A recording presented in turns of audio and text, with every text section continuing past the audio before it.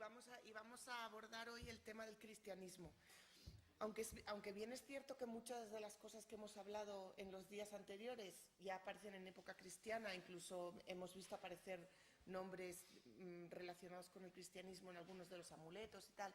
Sin embargo, en esta sesión lo que queríamos hacer es ver cómo ocurre esa adopción y cómo ocurre esa transición y cómo las prácticas mágicas que hemos visto algunas empiezan a practicarse también en el cristianismo, o simplemente también cómo se rechazan y cómo aparecen en la legislación como abominables, ¿no? ¿Dónde le doy aquí? Y voy a empezar remontándonos a la Biblia, ¿no? con la diferenciación que existía ya de magia buena y magia mala, ¿no? Ya nos hemos referido anteriormente a los magos del faraón, lo hicimos en otro contexto, pero aquí tienen, bueno, en vez de traerles la imagen de la película del príncipe de Egipto, les traigo una imagen un poquito más culta. Es una representación medieval de la transformación de las aguas del Nilo en sangre por los magos del faraón. Es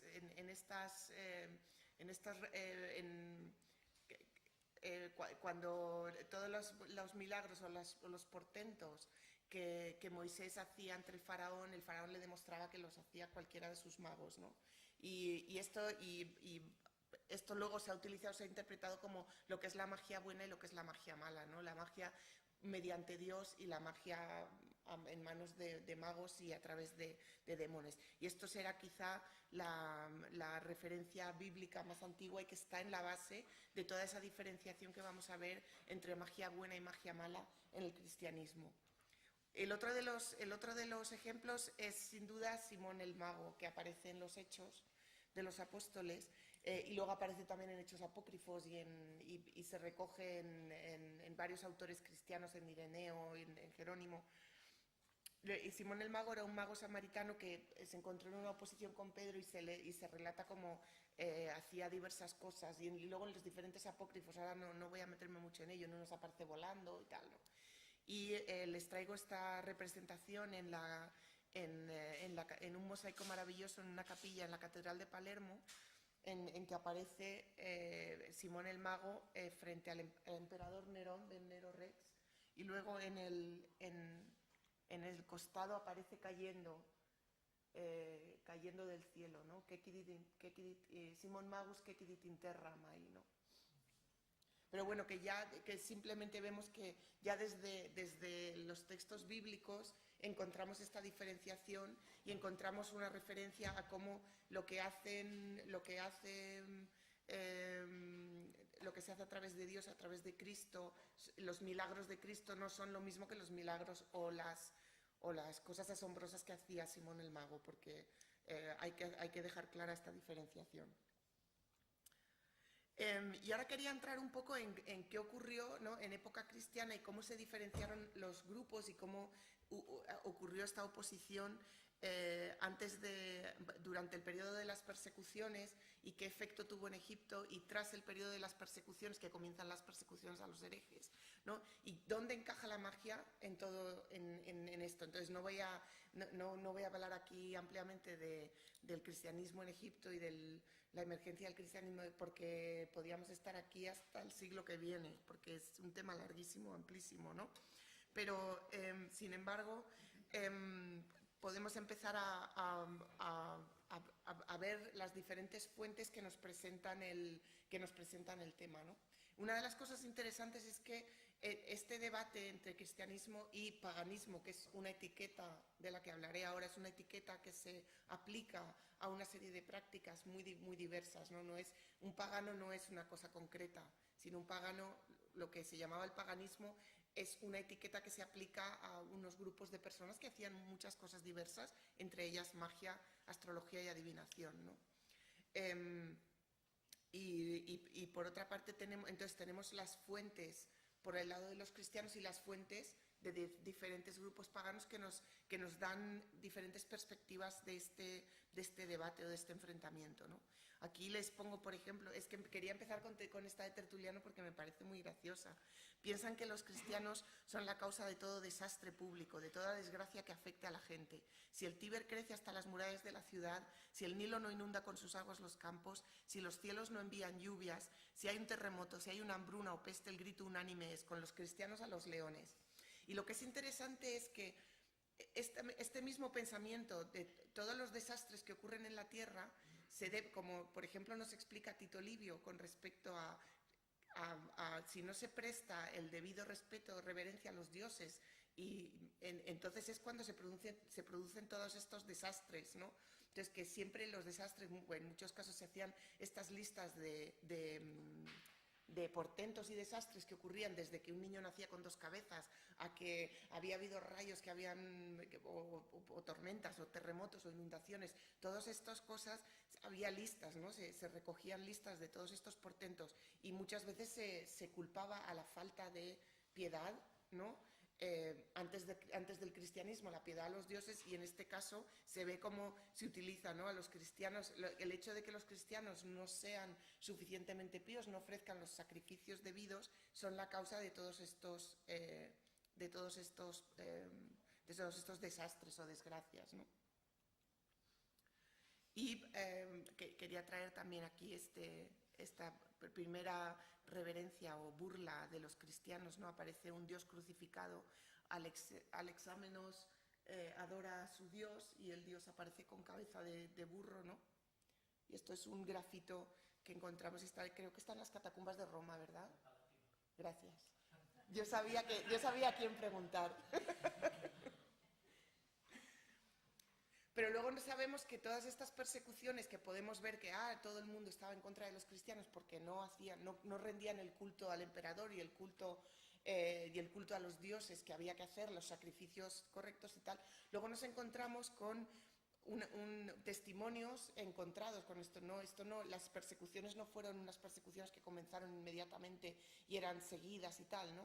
Esto es toda una introducción a los papiros que vienen, ¿no? Nos encontramos, por ejemplo, una carta de Plinio el Joven, que era gobernador de Bitinia, y dirigida al emperador Trajano diciéndole: ¿qué hago con los cristianos? Que me están dando problemas. Y la respuesta del emperador, que era muy lógica, dice: si no hay una acusación fundamentada contra ellos, no hagas nada.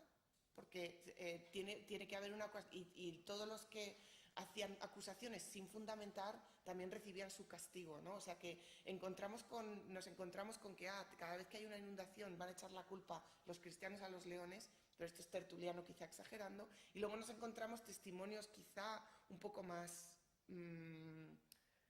moderados, digamos, o simplemente una carta al emperador diciendo: ¿qué hago con estos? Que me están dando muchos problemas aquí en Bitinia. Y él le dice: mira, tranquilo, y si no ves que lo puedes resolver así diplomáticamente, ya veremos, ¿no? O sea que realmente simplemente esto es quizá un ejemplo de cómo las fuentes nos dan diferentes perspectivas, ¿no? Unas cuantas fechas, y entraré ahora con una de las grandes persecuciones de Decio. El 284, que es el año que Diocleciano empezó a gobernar, inaugura un periodo de unas persecuciones muy violentas que luego darán a los cristianos pie para iniciar en ese año precisamente lo que llamaron la era de los mártires, ¿no? Y es una era que todavía hoy la encontramos en los calendarios coptos, o sea que es una fecha importante. Y luego el 313 tenemos el Edicto de Tolerancia, que pone fin a estas persecuciones y da lugar a las siguientes, ¿no? Pues esto nunca acaba. Algunas imágenes así bellas de persecuciones, ¿no? Que es bonito. Y esta precisamente se refiere a otras persecuciones anteriores, no en época de Nerón, pero bueno. Y entonces ya entro en Egipto, ¿no? En qué nos dicen los papiros de estas persecuciones. Y les traigo, por ejemplo, este documento que no les voy a hacer leer en original, sino que les voy a dar la traducción. Del gobernador a las autoridades y fuerzas del orden del pueblo de Memertón, en Egipto, claro. Enviad inmediatamente a Petosarapis, hijo de Horus, un cristiano, O de lo contrario, acudid vosotros mismos. Tercer año de Valeriano y Galieno, y fijémonos, es el año 200, está un poco cortado, es el año 256 después de Cristo, es pleno momento de grandes persecuciones. ¿Por qué estaban persiguiendo o por qué hacen detener? Esto es una orden de arresto. ¿Por qué quieren arrestar a este cristiano? Pues no está claro aquí, ¿no? Sin embargo, poniendo este documento y los que enseñaré a continuación en perspectiva histórica, quizás se puede pensar que le estaban deteniendo por ser cristiano. Más documentos que tenemos. Y este que pertenece a este grupo, estos se encuentran en Manchester, en la colección Rylands. Son una serie de documentos que todos se han datado al 250, más o menos, 250 después de Cristo. En ellos, el texto, más o menos, es el de un certificado de sacrificio. Aurelio Heraclides, te he visto sacrificar y probar, y probar las ofrendas. Marco Aurelio Sesongosis también certificó que te he visto sacrificar y probar las porciones sagradas. Un documento un poquito más completo, ¿no? Es una solicitud de certificado a los supervisores de los sacrificios de la ciudad de Oxirrinco, de Aurelio Gaión, hijo de Amonio y Taeus. He tenido por costumbre sacrificar y ofrecer libaciones y presentar mis respetos a los dioses de acuerdo con las órdenes del divino decreto. Este es uno de los documentos que es testimonio de que se promulgó este decreto que ordenaba el sacrificio. Yo ahora en vuestra presencia he sacrificado, he hecho las libaciones y he probado las ofrendas con Taos, mi mujer, y Amonio y Amoniano, mis hijos, y Tecla, mi hija. Estos Amonio y Amoniano, que eran hermanos, digo yo que qué mote les darían, porque se llamaban casi igual. Ruego que certifiquéis mi actuación. Y aquí tenemos, es el primer año de Decio. También en esta misma época. Son documentos relativos a la persecución en Egipto y que son los documentos. Egipto es el único lugar en el que tenemos este tipo de documentos. Tenemos unos 47 documentos de sacrificio y sabemos que era una persecución a los cristianos, ¿no? O sea que la tenemos presente en Egipto. Y pongo así para ilustrar unas cuantas imágenes y esta es la belleza de los prerrafaelitas que nos presentan así. De este periodo de persecuciones que se dio en Egipto, pues dio lugar a la creación de culto a muchos mártires, ¿no? Y este culto a muchos mártires, que precisamente tenías que venir hoy, que es el gran especialista en todo tipo de santos y mártires. Pues pues les presento a uno de los mártires cristianos de Egipto, así quizá de los más conocidos y que tuvo bastante difusión, ¿no? Y es Menas, es Menas, San Menas, ¿no? Que murió mártir bajo la persecución de Decio, y él dijo que cuando muriera le pusieran sobre un camello y que allí donde el camello se detuviera, que le enterraran. Entonces el camello se detuvo donde había agua. Y entonces, naturalmente, entonces enterraron allá a San Menas. Luego esas aguas milagrosas, esas aguas que las empezaron a recoger en ampollitas como esta, que las hay en miles de museos, porque tuvo mucha difusión. En estas ampollitas se recogía esta agua milagrosa porque había curado a la emperatriz. Y entonces se construyeron el santuario, peregrinación, imagínense, ¿no? Y esto creó la peregrinación a por las aguas milagrosas y al santuario de San Menas, ¿no? Que está en el desierto, muy cerca entre Alejandría y el Cairo. De todo y precisamente todos estos martirios, estos episodios de martirio, no sé cómo decirlo, episodios de martirio, todos estos episodios de martirio dieron lugar a una serie de narrativas, y estas narrativas incluían en muchos casos, muchas de estas narrativas tienen que ver con Egipto, ¿no? Una vez que se promulgó el edicto de tolerancia, perdónenme, me voy a poner la chaqueta porque estoy empezando a tiritar.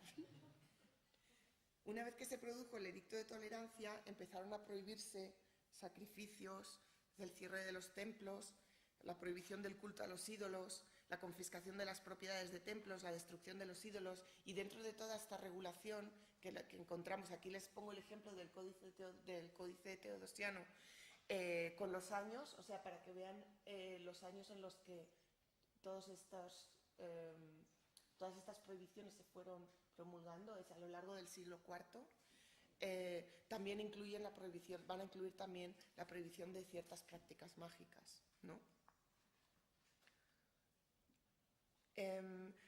Al tiempo que yo quería hablar de los mártires para mencionar uno de los grupos, digamos, de santos, ¿no?, que se produjeron en Egipto. Pero luego nos encontramos con que al mismo tiempo surgen los primeros movimientos ascéticos en Egipto, ¿no? En este caso tenemos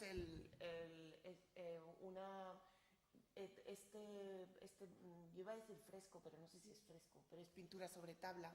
Se encuentra en el Museo del Louvre y pertenece al monasterio y la iglesia de Apa-Apollo, también en Egipto, en Hermópolis. Y lo pongo como simplemente para ejemplificar, no voy a hablar especialmente de ello, pero se produjo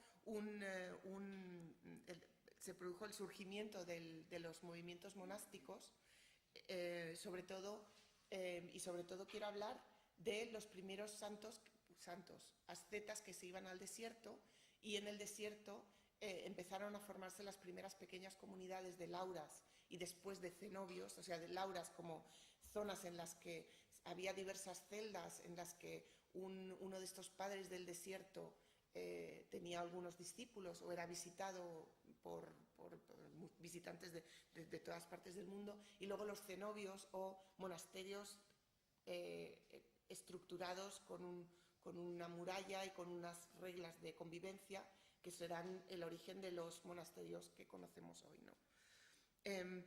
Y estos primeros movimientos ascéticos se están produciendo a la vez que se han producido, a finales del siglo III tenemos el surgimiento, por ejemplo, uno de los personajes fundamentales del monaquismo, que es Pacomio de Tabenesi, que fundó las comunidades monásticas en la Tebaida, en el sur de Egipto, ¿no? Y se están produciendo a la vez, ¿no?, estos movimientos. Entonces, y estos padres del desierto también adquieren esta santidad que van a adquirir los mártires, ¿no? Y todo esto porque voy dirigida a los poderes que tendrán, ¿no? Por eso lo digo, por eso voy. Uy. Ahora Xenute. Magia. He hecho aparecer una estela con Xenute.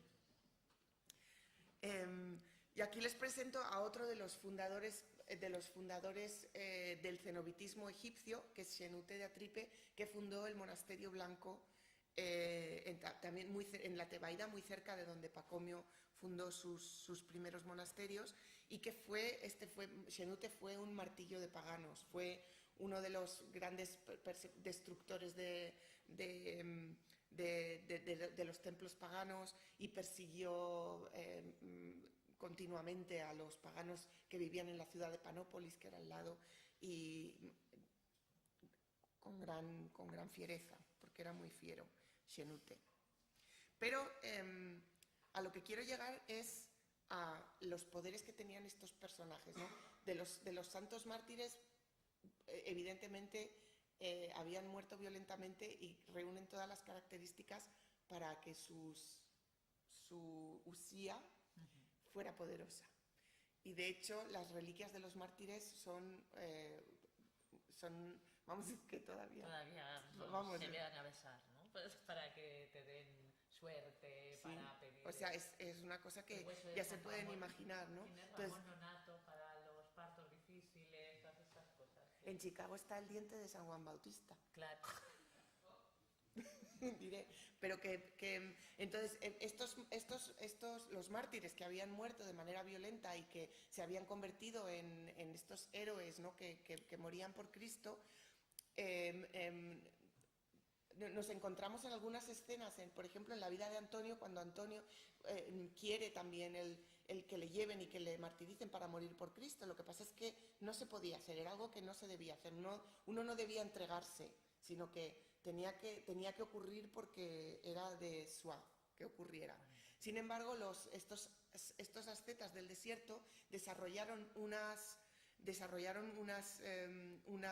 serie de, bueno, tal y como nos los presenta la geografía, ¿no? Practican una serie de cosas que son por imitación a Cristo, ¿no?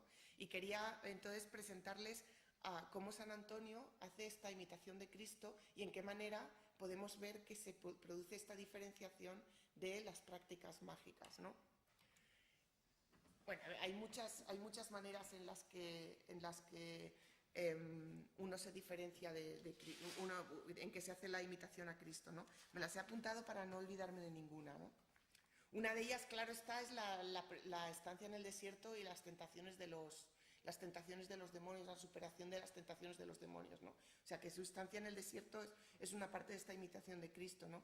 Y también a la vez cumplía esa tortura que habían sufrido los mártires, la sufrían los ascetas en el desierto al ser realmente torturados, y decían que al día siguiente de haber estado toda la noche luchando contra los demonios estaban todos llenos de moratones y de ajados y hechos polvo, ¿no? O sea que realmente esta estancia en el desierto cumplía como dos requisitos. Uno, la imitación de Cristo, y la otra, ser como los mártires, y bueno, también es imitación de Cristo, también. Que te maltraten y te pongan la corona de espinas, o sea que sí. Pero luego había otras cosas en las que a estos santos se les ponía en paralelismo con Cristo, siempre a través de él. Una era los conocimientos, ¿no? Conocimientos y les he traído unos ejemplos de la vida de Antonio, porque la vida de Antonio nos presenta es como la primera gran vida de santos en el desierto, la primera gran vida de santos, que luego nos encontraremos que los milagros se van adornando y requete adornando, ¿no? Esto es como es una versión un poco más moderada, digamos. Luego nos encontraremos milagros como, pues, Xenute es que saltaba el Nilo, o sea, pasaba al otro lado, no que caminara sobre las aguas, sino que de un brinco. Incluso, y no me puedo resistir, al viaje apareció en Constantinopla. Desde su celda se presentó porque tenía que visitar al emperador, y una nube mágica lo llevó hasta Constantinopla y se presentó en el dormitorio del emperador, que dijo, madre mía, qué susto me has dado.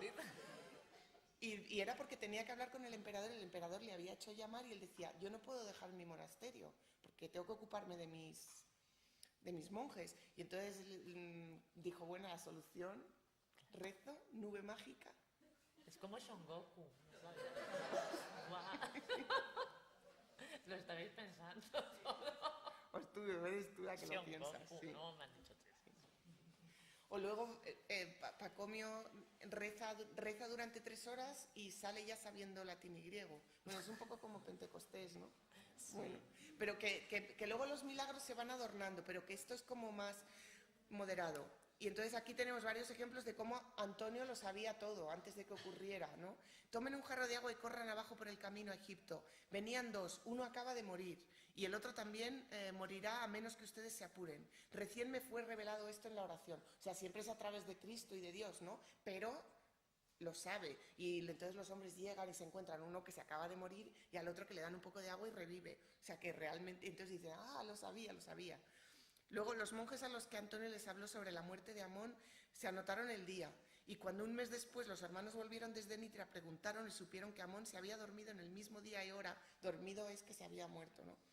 En el que Antonio vio su alma elevada hacia lo alto, y tanto ellos como los otros quedaron asombrados ante la pureza del alma de Antonio, que podía saber de inmediato lo que había pasado 13 días antes y que era capaz de ver el alma llevada hacia lo alto. Exorcismo también, ¿no? Y aquí nos encontramos uno de los tantos exorcismos que aparecen en vidas de santos, en la vida de Antonio, ¿no? Uno que estaba poseído como un demonio. En este caso el demonio era tan terrible que el posesor no estaba consciente de que iba hacia Antonio. Incluso llegaba a devorar sus propios excrementos. El hombre que lo llevó donde Antonio le rogó que orara por él. Sintiendo compasión por el joven, Antonio oró y pasó con él toda la noche. O sea, es como, siempre es a través del poder de Cristo, ¿no? Y esto lo repite él todo el tiempo, ¿no? No se enojen con el joven, porque no es él el responsable, sino el demonio que está en él. Y al ser increpado y mandado a irse a lugares desiertos, se volvió furioso e hizo esto, ¿no? es un ejemplo de un exorcismo que es claramente. Y finalmente sanación. Había, por ejemplo, un hombre llamado Frontón. Esto es una serie de sanaciones de Antonio que aparecen en su vida, oriundo de Palatium. Tenía una horrible enfermedad, se mordía continuamente la lengua y su vista se le iba acortando. Llegó hasta la montaña y pidió a Antonio que rogara por él. Oró y luego Antonio le dijo a Frontón, vete, vas a ser sanado, ¿no? Y luego resulta que ha sido que ha sanado. Había otro caso de una niña que lloraba gusanos y entonces que también la cura. O sea que hay varios episodios de sanación en Antonio, ¿no? Entonces, a esto... Yo voy rápido. Muy rapidísimo. Es que tengo un miedo Se porque... te emociona. Es que voy muy rápido porque tengo la obsesión de que nos pasamos de las 7. Aquí como mi amiga lo lleva con más calma. Pero bueno. Entonces aquí nos encontramos como se nos presentan un tipo de figuras cristianas que son el asceta y el mártir, que tienen ciertas cualidades que podemos reconocer o buscar paralelismos en figuras paganas, ¿no? Y cómo realmente hay que encontrar la manera de diferenciarlos, ¿no? Y de esta manera nos encontramos con Orígenes cuando explica que realmente no se puede comparar los milagros que hacen los cristianos o todas estas prácticas milagrosas que hacen los cristianos con la magia. Y dice Orígenes cuando ataca a Celso, que había atacado a los cristianos. Y ahora bien, parece calumniar evidentemente nuestra doctrina, pues la fuerza que parecen tener los cristianos no la deben a encantamientos, sino al nombre de Jesús y a la recitación de las historias que de él hablan. Y es así que pronunciar este nombre y recitar estas historias ha hecho con frecuencia alejarse a los démones de los hombres, señaladamente cuando los que las dicen lo hacen con espíritu sano y fe sincera, ¿no? Es clarísimo, ¿no? Como estas prácticas que algunos verían como esto es lo mismo, ¿no? Entonces dicen, no es lo mismo, vamos a ponernos en orden. Simón el Mago lo hace por artes malignas, en cambio los milagros del Señor son otra cosa. Y dice, sin embargo, aun cuando pareciera imposible demostrar cómo hizo Jesús sus milagros, lo evidente es que los cristianos no se valen de fórmulas mágicas de ninguna especie, sino del nombre de Jesús y de otros relatos en que se tiene fe en conformidad con las Escrituras. Y esto concuerda con lo que está ocurriendo, por ejemplo, en este ejemplo que les doy de la vida de Antonio, en que todo es a través de la oración y queda claro, y dice, y esto lo hizo con el poder de Cristo, o esto es gracias a su oración o a su fe, o sea que es una cosa en la que se insiste porque es lo que va a hacer, es lo que va a crear la diferenciación, es lo que va a crear a ojos de los cristianos la diferenciación entre unos y otros. A ver qué más tengo aquí.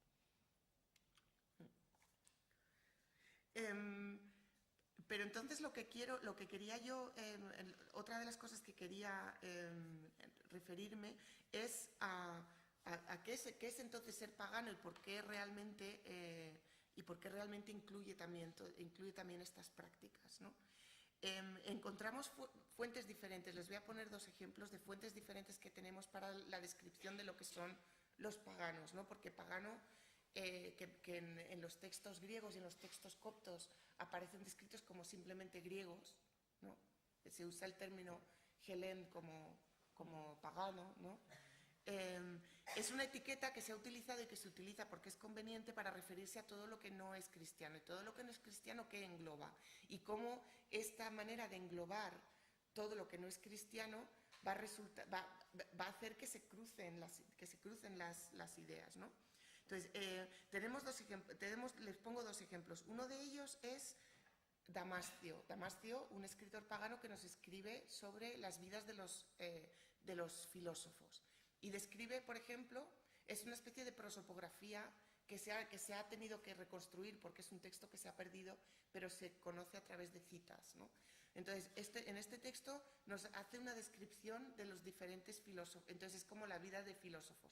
Y nos describe vidas de paganos. Y dentro de estas vidas nos narra, nos explica que incluye, por ejemplo, Si han visto ustedes Ágora, incluye a Hipatia de Alejandría, por ejemplo, y la describe como una matemática de orden menor, porque seguro que era un rabioso y consideraba que como era mujer era de orden menor.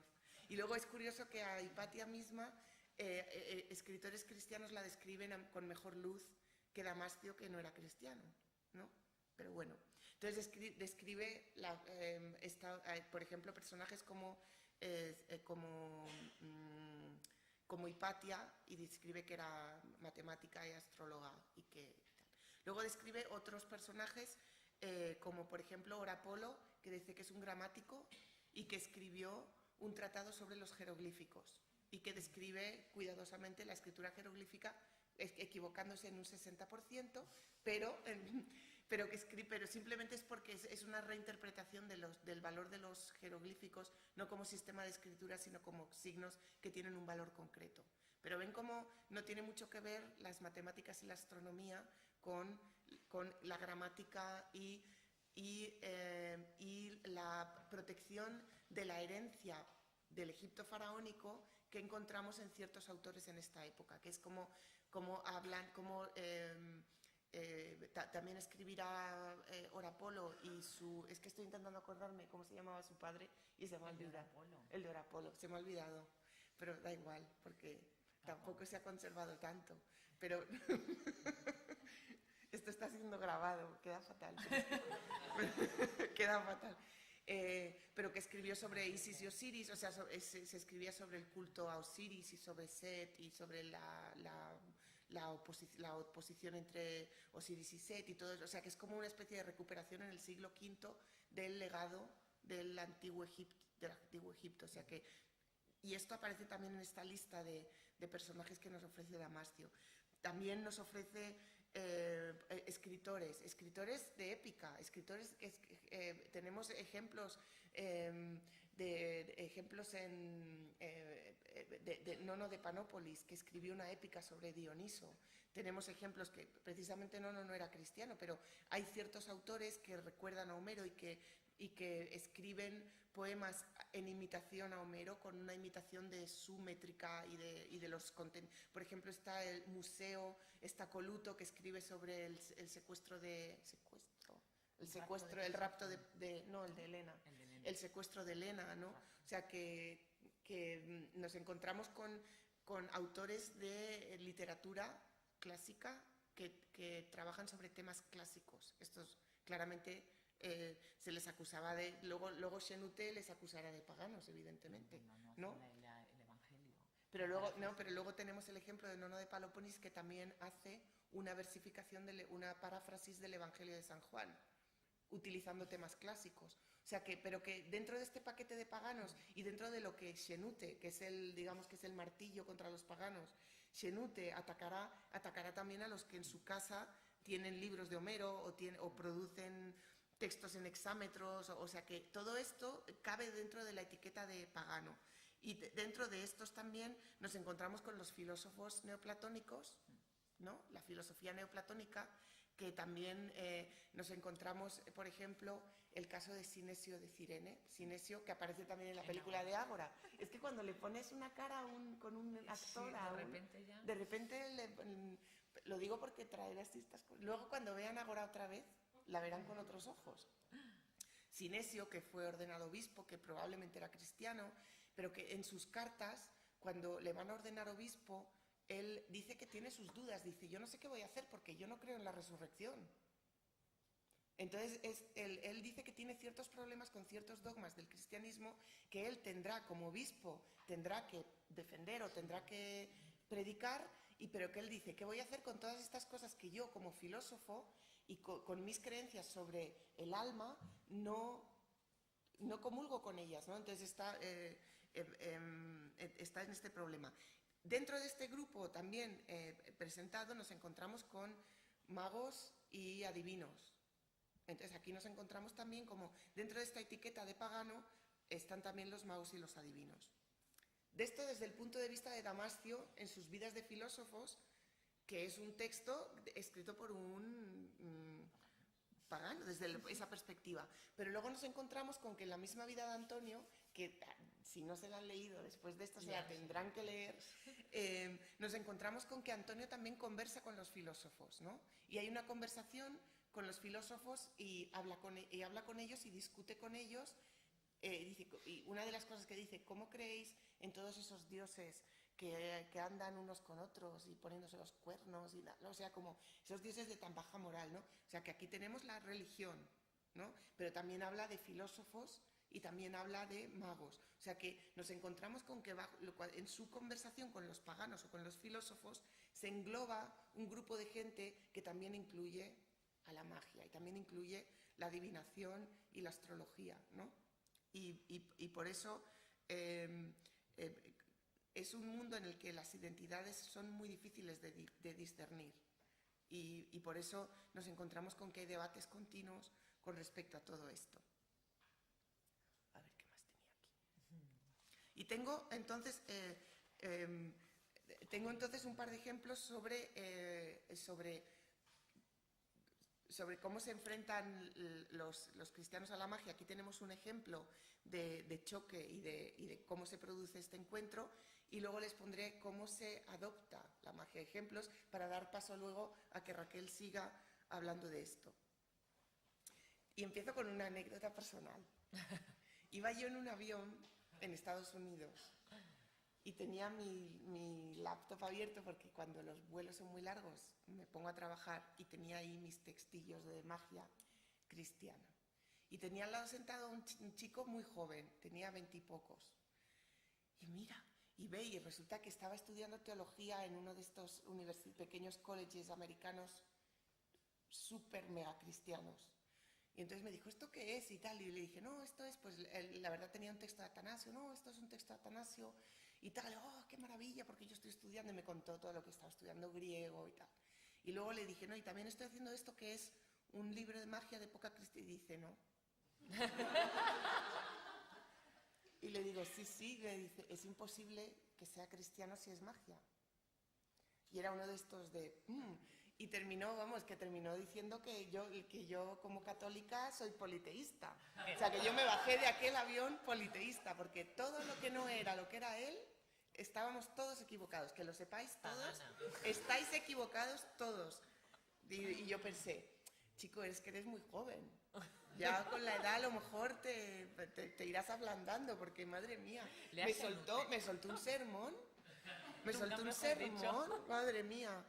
Bueno, el caso es que magia cristiana, claro que había magia cristiana, y luego Raquel os va a demostrar de sobra que hay magia cristiana. Ella también tiene una anécdota personal con la magia cristiana. Ay, sí. Que casi te queman una vez. Sí.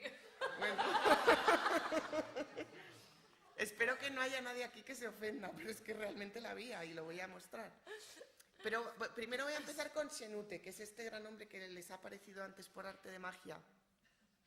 Y esto es una escena en la que nos encontramos con la visión de cómo se hacían estas prácticas. Y era él, Xenute, como les dije, que era el martillo de los paganos, y que él entraba en las casas y en los templos y sacaba lo que él llama ídolos, ¿no? Es una manera de llamar a estos ídolos que él habla, nos recuerda mucho al Antiguo Testamento, a la idolatría del Antiguo Testamento, los ídolos del Antiguo Testamento, y esto se aplicaba a todo lo que fuera religión pagana. Y entonces estos ídolos, que podían ser las decoraciones que había en la casa, como podían ser los lares, como podían ser realmente estatuillas de dioses, no sabemos lo que es. Incluso hay uno que interpreta que lo que tiene que Xenute considera pagano en su casa son imágenes de Cristo, y entraba y decía, estos son ídolos, y los rompía, ¿no?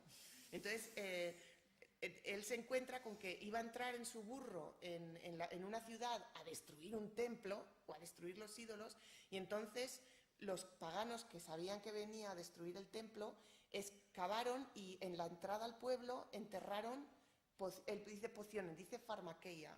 El texto copto, pero utiliza el término griego, farmakeia, que son como encantamientos, sí. Más bien. Enterraron encantamientos mágicos que habían confeccionado de acuerdo con sus libros. Para detenerle, o sea, son los libros que os hemos enseñado, ahí dice cómo hacerlo. Para que no entre en el pueblo, haz esto y entiérralo. Estaban enterrados ahí, pero entonces cuando llegó con el burro se paró y empezó a ozar, ping, ping, ping, y levantó la tierra y los sacó. Y entonces es que hasta un burro sabe más que los paganos. Este es el mensaje.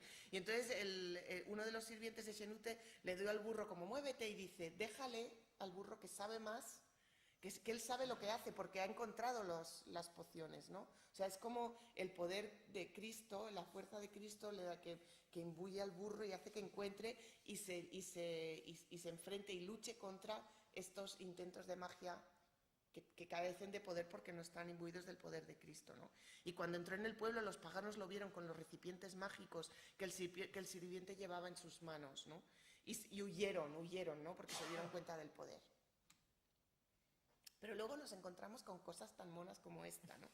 Concilio de la Odisea. Pues estos grandes concilios de Nicea, de Calcedonia, que hablaban, que eran de estos grandes dogmas sobre la naturaleza de Cristo, la naturaleza de la Trinidad y tal. Luego, a continuación de esos grandes debates sobre si Cristo tenía una naturaleza o dos, tenían unos cánones que eran mucho más con los pies en la tierra. Eran cánones que regulaban cómo se ordenaba o regulaban si uno que había hecho tal, si podía ser readmitido. O sea, regulaban cuestiones mucho más prácticas, ¿no? Y en el Concilio de la Odisea nos encontramos este canon que nos encanta. Los que pertenezcan al sacerdocio o al clero no practicarán la magia, encantamiento, matemáticas o astrología. Tampoco confeccionarán los llamados amuletos, que son cadenas para su alma. Y los que los lleven puestos ordenamos que sean expulsados de la iglesia. ¿Y esto por qué es un canon? Pues porque lo hacían, evidentemente, ¿no? O sea que nos encontramos con... Es claramente evidente que si no, no haría falta un canon, ¿no? Y esto se lo tenía que haber enseñado al chico del avión.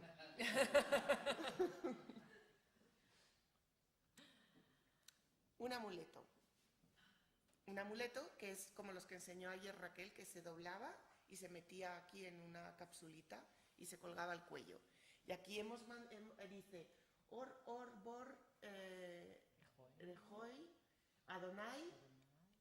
Aquí dice, que esto lo hemos visto, aquí dice Adonai, Iao, Sabaoth, Mijael, déjame que lo diga. Ay, perdón. Yo voy leyendo yo sola aquí. Y aquí dice, Jesús Christe, Boezi, ayuda, Gemín, a nosotros, ayúdanos, Kai, tuto oiko, ya está casa. Amén. Si esto no es cristiano... Bueno, o es un pagano que utiliza el nombre de Cristo, pero no, yo lo dudo, a mí me parece que es muy cristiano, ¿no? O sea, tiene elementos, ¿no? Pero luego, por otra parte, nos encontramos en el PGM4, que les enseñé, que no es un libro cristiano, que dice, invoca al Dios de los hebreos, de los tonebraion, de los judíos, Jesucristo. O sea, que es como, que puede ser otra cosa. Y finalmente, y acabo y cierro esta sección con esta página de un libro mágico escopto, pero tiene todos los elementos de los que les había hablado Raquel ayer, de estos caracteres, como ven que son, en el caso de algunos de los caracteres que les enseñaron ayer eran signos, en este caso son letras, pero que imitan a caracteres. Aquí pone todo lo que ven aquí, tienen Iao, Sabaoth, Mijael, Rafael, Asuel, Gabriel, o sea que es como, luego se inventan nombres de arcángeles, ¿no? Todo lo que acabe en él, Gabriel, y luego siguen Sabael, Pepeel, lo que fuera, ¿no? Y la escena del Gólgota, ¿no? Que es bastante... Es notablemente cristiano, ¿no? Y así vemos como, y ya le daré paso a Raquel ahora para que ya les enseñe que todas las modalidades de magia que hemos visto las adoptaron los cristianos. Después de este debate en el que había que discernir qué es lo que es magia buena y magia mala, o sea, magia pagana y magia cristiana, y lo que es magia cristiana no es magia, sino que son milagros obrados a través del Espíritu y de Cristo, y luego como las prácticas populares de las que hablábamos ayer, ¿no? Estas prácticas populares que son difíciles de erradicar, gracias, Has notado que quería usar eso. Que son tan difíciles de erradicar, lo mejor es adaptarlas lo mejor posible a las nuevas creencias, ¿no? Y luego, bueno, si tenéis alguna pregunta, y si no... Sí. Para demostrar que no eres cristiano y que no te maten. Claro, porque si sacrificas al emperador y a los dioses, no eres cristiano. Entonces, lo tenían que llevar encima. Y es prueba del decreto y es prueba de la práctica en la que iban buscando gente que decía, no, mira, yo no soy cristiano. Era su DNI de paganos. El carnet de pagano. ¿Alguna pregunta más? ¿Podemos hacer igual, es hacer ahora la pausa? ¿O Sí, hacemos la pausa. hacemos sí. ahora la pausa y luego pues, son 5 minutillos, Sí. un poquito más y seguimos? Vale. Pues Así luego, pongo yo el como tú no PowerPoint. vas a decir demasiado, pero como tú habías preguntado ayer sobre las reliquias, que tampoco, tú no vas a meter mucho, No pero las mucho. reliquias hacen las veces de los amuletos, y como llevar algo que te dé seguridad y protección es una creencia tan ancestral que mostró Raquel ayer, los ojos de Horus, son 3000 años anteriores a todo esto. Simplemente es el mismo poder que se consideraba que tenían un muerto templano, se ve que lo tiene un mártir, y es una creencia, simplemente se purifica de la visión que da pues estas brujas escarbando y tal, ¿no? Y la obtención... También se ve por la imitatio Christi, porque también Jesús con el paño cura al rey Abgaro. Sí. Cuando le pide ayuda, Claro. dice, yo no puedo ir, pero se enjuga el rostro y lleva ese paño que cura. De esa misma manera que ellos que llevan los santos, de la Sí. misma forma está con su poder. Entonces la gente iba a tocar el manto del estilita de turno Sí. o del otro allí, porque con esa magia contagiosa de la que Sí. hemos hablado, pues ese poder de curación, sobre todo suele ser curación en muchos sentidos, Sí. se pega, ¿no? Se contagia. Pero claro, todo después de un debate del que he puesto solo algunos ejemplos, ¿no? Es que esto es gracias a Cristo, lo que hacen... O sea, que este debate es amplísimo y duró muchos siglos porque, bueno, en el avión también lo tuve. Pero que es un debate que duró mucho tiempo porque realmente era difícil, porque la práctica existía. No, sí, sigue. No, háblalo.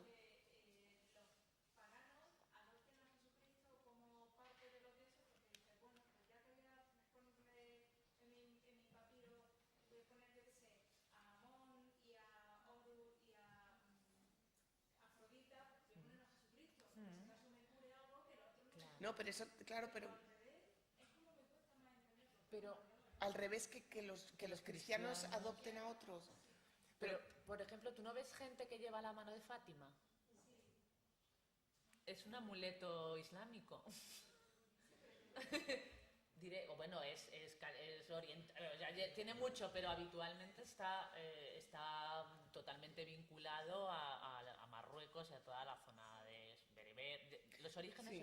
están discutidos. O el yin y el yang. O cualquier otro tipo de amuleto, ojos de Horus tatuados que lleva la gente, y a lo mejor es católico. Claro, pero no podemos saber tampoco si ellos tienen esa perspectiva. Es difícil asegurarlo. No, y que luego también es como el proceso de cristianización también fue lento, y hay familias que son mixtas y no es que podía haber traído, tengo una etiqueta de momia que tiene por un lado una oración a Osiris y por el otro lado una cruz. Y es el mismo que le das la vuelta, y tiene tiene la oración a Osiris y una devota de Osiris con con las rosas en la cabeza, y por el otro lado 2 cruces. Claro. Y cristian y,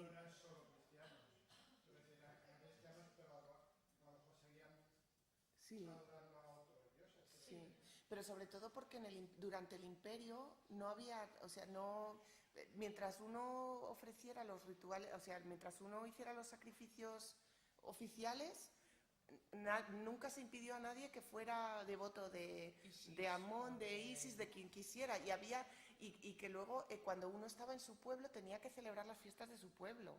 Y la fiesta de su pueblo era el pez en oxirrinco, el no sé qué, o sea que en cada sitio había que ofrecer las fiestas, ofrecer los respetos al dios que correspondiera, y había politeísmo. Entonces había politeísmo que incluía el cristianismo. A estas alturas ya no, a estas alturas ya no, ya son cristianos. Porque ya esto es 8, siglo 8, aquí ya... Pero la pervivencia de lo que se supone que funciona, ¿no? Habéis dicho que en un primer momento los llaman griegos a los paganos. El pagano no existe, no lo utiliza, sino que lo llaman simplemente griego. ¿Por qué? Porque eran los que tenían cultura griega. En Egipto les llaman Helenizados. helenos. Ya, pero ¿y eso se transmite al resto de los lugares? Solo estudiado Miguel mucho, Miguel Herrero. Yo creo que tiene algún Yo no artículo, tengo- libro sobre esto, sobre el uso que hacen los cristianos de griego.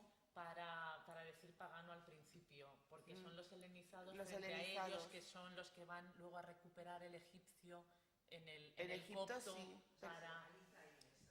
Sí, que Yo no que sé ellos si sale es de ahí, yo Clemente, lo dice Clemente de Alejandría. Y luego muchos, y sí. luego le ¿Lo siguen sabéis? algunos ¿Sabéis otros. qué extensión tiene el uso del heno para pagano? En Egipto es Egipto, pero realmente es que hay una cosa que a mí me encanta, que es cuando Juliano el Apóstata prohíbe a los profesores cristianos enseñar griego y literatura griega. Y entonces hay unas oraciones contra el emperador Juliano, de Gregorio de Nisa, que protesta y le dice: ¿por qué nos quieres quitar la lengua griega? Porque dice: ¿por qué no vamos a poder nosotros enseñar la lengua griega? Y esto incluye también a Homero y a todo, ¿no? O sea, ¿por qué nos quieres como quitar nuestra herencia cultural? O sea, porque se produce esta asociación con griego, con cultura griega de los paganos y con cultura cristiana, aunque hablaran también griego de los cristianos, ¿no? Y la zona del final del Imperio Romano de Oriente, después ya de Grecia y de Diocleciano, que ahí ya... Oriental. Pues no, ¿Cómo es llamaban a que- los paganos? Les llamaban helenos en esta zona del Oriente, pero no sé si luego... Sí, porque todos esos Sí. hablan griego. Lo que no Sí. sé es cómo le llamaban, por ejemplo, los romanos en latín. Yo no sé cómo les llamaban paganus. En latín, ¿cómo se dice? Paganus. O algo- pero no tengo Pero ni yo no idea. creo que en latín se les llamara helenos. No, en griego seguro, porque eso no En griego sí, sí. Y luego escuché una conferencia una vez. Y vamos a empezar con la segunda parte. Lo que he preparado yo para esta sesión es sobre todo muchos ejemplos prácticos de aquello que hemos estado viendo en las clases anteriores, para que veáis cómo se realiza en época cristiana, cómo son estos documentos, estas maldiciones, estos amuletos, etcétera, en época cristiana, y veamos así cómo se parecen, pero también cómo se diferencian. Porque lo que van a hacer los cristianos, como ha estado diciendo, gracias, como ha estado diciendo Sofía, lo que hacen es adoptarlo, pero también transformarlo un poco, hacen una especie de traducción de todo esto, lo adaptan a su propio ritual, a sus propias creencias y a sus propias convicciones para generar documentos que van por esta vía del ritual, que pues proporcionan la liberación de situaciones estresantes que se producen tanto a nivel público como a nivel privado. ¿Y cómo lo harán? ¿Cómo lo justificarán?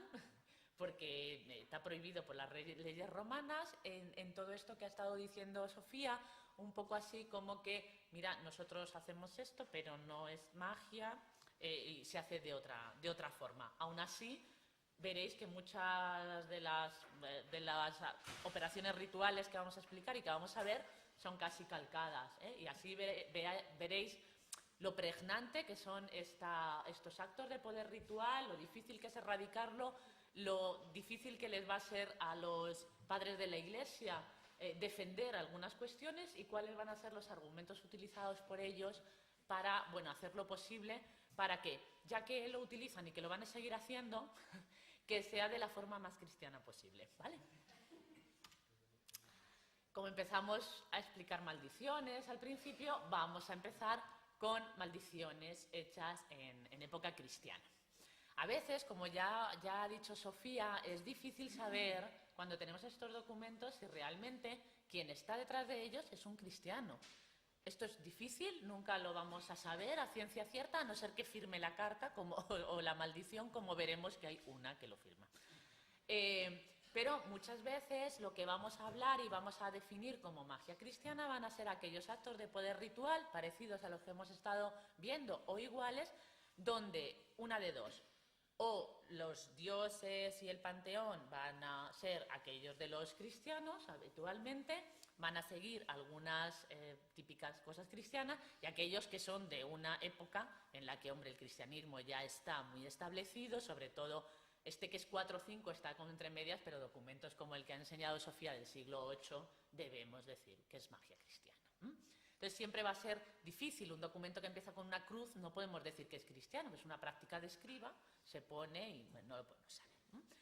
Esta primera, vean ustedes, donde dice María, es la Virgen, no es nadie, es la Virgen. Miguel, Gabriel, Suel, son estos arcángeles que van invocando. Tú debes llevártela por medio de un tumor ulceroso. O sea, son cristianos, pero digamos que lo de la piedad cristiana surge en tu ira, hazla desaparecer con un final doloroso, apártala del matrimonio y envíale un castigo. Ella devorada por gusanos, ella, Marta, mi Señor Jesucristo, tú debes disipar su esperanza para que nadie desee ayudarla. Si os dais cuenta, el texto es agresivo, es magia amorosa, es tan agresivo como los que vimos el otro día, pero se invoca a Jesucristo, se invoca a la Virgen María y a unos arcángeles. Por tanto, se está siguiendo las mismas tradiciones, pero adoptadas ahora a un panteón. Hablamos que la magia siempre se inserta dentro de unos esquemas religiosos. Tú invocas a aquellas divinidades que están dentro de tu concepción, que son poderosas. Este es uno de estos ejemplos. Y aquí tenemos una de estas maldiciones, pero firmada, ¿vale? Esta es un papiro del siglo VI, es cristiano, contra Alo, la hija de Aesi y Febamón. Estas palabras mágicas que hemos estado viendo, y dice: yo escribo, te conjuro, Sabaoth, y que recibes de mi incienso, di una palabra en mi venganza. Esto lo he escrito a toda velocidad, está lleno de ratas, etcétera. Dice: tú debes traer perdición y dolor, que mi conjuro suba al cielo hasta que tú actúes en mi favor contra Alo, la hija de Aese. Sobre él venga la maldición de Dios. O sea, estamos hablando de... Y sigue así, que el hambre y la miseria gobiernen el cuerpo de Alo, etcétera. No sabemos qué le habría hecho a esta mujer, y al final firma la carta: amén, amén, Sabaoth, Apa Víctor. O sea, el monje Víctor, hijo de Tibamón. Entonces, este es el documento. Si os dais cuenta, empieza con unas cruces, arriba está escrito en copto, abajo les he señalado amén, amén, y como firma como Apa Víctor. Ya dijimos que no es fácil ver nombres en las maldiciones, porque lo normal es no decir quién lo está haciendo. En época cristiana, lo que sí hay mucho más que maldiciones de este tipo, he traído de las más crudas. Hay menos, ¿vale? Lo que más hay en época cristiana es lo que llamamos judicial prayers, o al menos un tipo de maldición que deja un poco en el deseo de la divinidad que aquello se enmiende. Siempre son un poco más light, no son tan agresivas. Estos son dos ejemplos especialmente agresivos. Y en estas maldiciones o judicial prayers que llamamos, el nombre de la persona que lo hace sí aparece. Y esto puede ser una especie de contaminación de las unas en las otras. Estas son estas peticiones de justicia divina de las que no hablen mucho en el paganismo, no hablamos, pero que en el cristianismo aparecen por doquier, ¿vale? Se pide que se restituya una situación que se ha generado ante una persona por un agravio, ya sea no solo robo, en época griega y romana sobre todo son el robo, las sandalias, pero en esta época pues puede ser porque se ha perdido dignidad en un momento determinado, a uno pide un poco venganza porque se le ha destituido de un puesto, pues estaría en algún comisionado y bueno, se le ha quitado y cree que eso es una falta a su honor, entonces pide que la divinidad le restituya ese honor que cree que se ha perdido. Es una injusticia. ¿Y cómo se presenta esto en estos actos de poder ritual? Pues habitualmente tienen estos indicadores para poder hablar, para poder definir estos actos de poder ritual. Las palabras de defensa del motivo del acto ritual, a veces en las maldiciones no sabíamos muy bien por qué, o decía, pues a este que tiene la tienda, nosotros intuimos que es que le está haciendo la competencia, pero no lo sabemos, igual le ha timado con las vueltas, no podemos saberlo. En este caso sí lo suele decir, dice por qué. La ofensa de la víctima debe ser considerada una ofensa a la divinidad. A veces dice, esto es un perjurio contra ti. Cosas por el estilo, porque los cristianos se deben comportar con los cristianos bien. Eso no se debe hacer. Entonces es una ofensa a Dios hacer una ofensa a un cristiano. El lenguaje es más persuasivo, es menos coactivo, ¿vale? Es por favor, muchos lenguaje de súplica. A menudo también se dice soy una pobre desgraciada, miserable, que tengo 4 hijos. Se ponen así como en un plan para que la ofensa parezca todavía mayor al ser alguien muy indefenso. Se presentan como personas muy indefensas. Y hay un gran uso del lenguaje judicial. Ya hablamos de ello en otra ocasión. Esta es una de ellas. Como veis es del cuarto, entonces estamos ahí en una etapa que todavía no lo mezclan un poco todo. Y habla de la Santa Trinidad, lo primero que invoca, Santa Trinidad, Santa Trinidad, Santa Trinidad, a través de los santos mártires suplicó al Señor, pues tampoco desconoce el ángel nuestro padecimiento. Esto le han hecho un daño. Esto prueba que Teodosio tiene un carácter tiránico. He padecido todas las adversidades a causa de su condición tiránica, sin obtener ayuda, salvo la fuerza de Dios y nuestro testimonio a través de estos asuntos, ¿no? Y por esto busco refugio en ti y llorando miro a tu santidad para contemplar tu poder. ¿Cuánto daño me ha hecho, ¿no? Así pues, remueve todos los males que padezco por su causa. Una persona pues, a la que le están fastidiando la vida y pide de esta forma. Señor, no lo vuelvas a mirar ni lo socorras como antes dije a él, a Teodosio, ni me dejes a mí porque eres el único Señor, único Dios en el Hijo, en el Padre, en el Espíritu Santo, por los siglos de los siglos. Amén, amén, amén. Señor, Señor, Señor, Señor. Como veis, el lenguaje es mucho más, digamos, menos coactivo, más suplicante. Es un tipo de judicial prayer de este tipo. Este es el texto. Cuando los encontramos en los papiros, tienen la misma forma que las maldiciones que encontramos paganas, en papiro o en metal, dobladas, colocadas en lugares liminares. Entonces solo es leyendo el texto que se puede distinguir unos de otros. La magia erótica también funciona en época cristiana, porque también tienen estos deseos. Entonces, aquí tenemos un ejemplo de un tipo de una maldición o un acto de poder ritual para atraer a alguien. Bueno, atraer a alguien o, bueno, ya veremos, ¿no? Porque es lo de siempre. ¿Es esta la de, no, vertiendo gusanos? ¿Es esta? Sí. Ah, sí, vale. Porque es el Meyer Smith. Entonces no traje otro. Bueno, hay otras terribles, ¿vale? Pero es que la magia erótica siempre tiene ese factor muy, muy agresivo, incluso en época cristiana, donde no se controlan mucho. De hecho, pues también vimos el ejemplo literario de el otro día donde uno manda un demonio a una virgen consagrada. Estamos en época cristiana y tal, y lo que hace es hacer una maldición para que un demonio posea a la virgen consagrada, que en cuanto hace este acto de maldición, pues la virgen se quita el velo y tira para el monte, ¿no? Dice no sé qué cosas, que sale de casa, se quita el velo y está enloquecida. Y entonces llega este monje para retirar la maldición y le dice pues que se salga del cuerpo, siempre con estos actos de poder ritual que hacen los santos, que siempre son con la palabra Jesús, sal por la fuerza de Dios, o sea, no hacen un acto de poder ritual semejante, sino a través del... Eso es lo que dicen las fuentes, luego sabemos que no, porque tenemos las evidencias, pero lo que nos dicen las fuentes es que por medio de la palabra de Jesús o de la invocación a Jesús, pues sale el demonio o el demonio que se le ha metido a la muchacha, y entonces se establece ese diálogo, que también son pequeñas batallas entre el santo y los demonios, como una imitatio Christi, donde le decía aquello de vaya demon que eres, que te atan unas tablillas, ¿no? Pues vaya fuerza tienes si con un atillo te obligan a meterte en el cuerpo. Y dice, ¿por qué no fuiste y te metiste en el cuerpo del que estaba haciendo la maldición? Y dije, es que ya estaba ocupado porque tenía dentro otro demon, que era el demon del amor, y yo me metí en el otro, ¿no? En el otro cuerpo.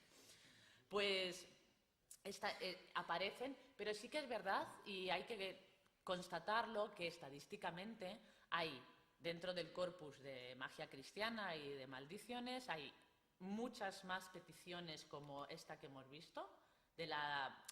pedir porque soy una pobre desgraciada, porque me han hecho un acto de injusticia, que maldiciones más agresivas o este tipo de magia amorosa. ¿Vale? Es verdad que estadísticamente esto es así y hay que tenerlo en cuenta. Y también coincide con un periodo en el que las peticiones a autoridades reales, no a los dioses, sino a las autoridades, las peticiones son... tienen un lenguaje muchísimo más adornado, ampuloso. Sí. Había uno que se tumbaba en el suelo y se revolcaba a los pies, decía, me tiro al suelo y me revuelco a tus pies. ¿No? Claro. Y esto, o sea, que también es un lenguaje que es sí. paralelo en la prosa administrativa. Sí, y imitan un poco lo mismo, porque al final los mecanismos rituales van también un poco con los mecanismos civiles. De hecho, sí. Las primeras maldiciones son muy parecidas en forma y material al ostracismo. De la misma manera que mandas a uno ostratizado para que le confisquen los bienes y le manden 10 años fuera de Atenas, haces lo mismo, pero con un símbolo o una significación ritual diferente, ¿eh? Entonces, esto siempre es verdad que va muy unido. Vamos a empezar con esto es sobre magia agresiva, ¿vale? Ya os digo que se utiliza, pero es verdad que estadísticamente menos. Lo que sí usan a mogollón son amuletos, y sobre todo para la sanación. Hay muchísimos amuletos cristianos para sanar, muchos. Había tantos, de hecho, que los sermones de los padres de la Iglesia, sobre todo los primeros, etcétera, tienen que estar todo el rato regulando que esto no se realice, porque no debe ser así, ¿eh? Estamos hablando de amuletos paganos, ¿eh? Esto es de lo que está hablando San Atanasio en este sermón, donde habla a la congregación y les dice que en su sermón, una vieja que por 20 óbolos o un cuartillo de vino, porque claro, son viejas borrachas, ¿sabes? Lo del cuartillo de vino va por ahí, te echa un encantamiento de Orfeo. Orfeo era una figura, pues como también lo era Moisés en época helenística, Zoroastro, y era como un nombre de poder. Entonces todo lo que había dicho Orfeo, o Moisés, o Demócrito, o no sé qué, o Bolo de Méndez, pues tiene más fuerza que otro, ¿no? Y dice, pues es un encantamiento de Orfeo y tú te quedas ahí con la boca abierta como un burro, llevando al cuello la porquería de los cuadrúpedos, porque hacen envoltillos con guarrerías. Porque luego veremos en los libros de magia, mañana, que dice, coge saliva de lagarto de los que van por los cementerios y sangre de corneja y no sé qué, pues todo eso lo hacen y se lo meten en un atillo. Y claro, pues esto a Atanasio le parece fatal. O sea, porquería los cuadrúpedes, desviándote del signo de la cruz salvadora. Signo al que temen no solo las enfermedades, sino que la turba completa de demonios teme y queda pasmada. Por esa razón, ningún mago lleva el signo de la cruz. Y entonces esto es un argumento maravilloso que le sirve muy bien para intentar algo que no puedes erradicar. O sea, si no puedes con ello, únete a él, pero únete a él de una forma que esté lo suficientemente traducida para que no genere una polémica grande.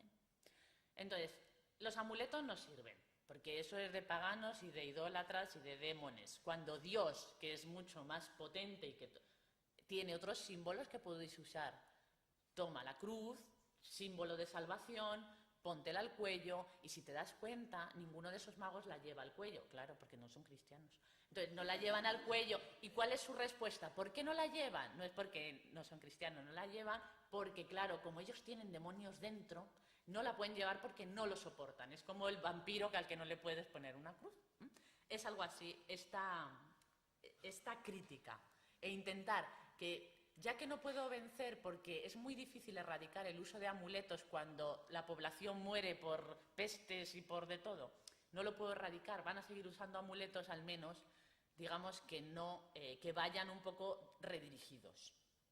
Entonces, la cruz es uno de esos amuletos que van a utilizar. Pero al principio no lo entienden bien.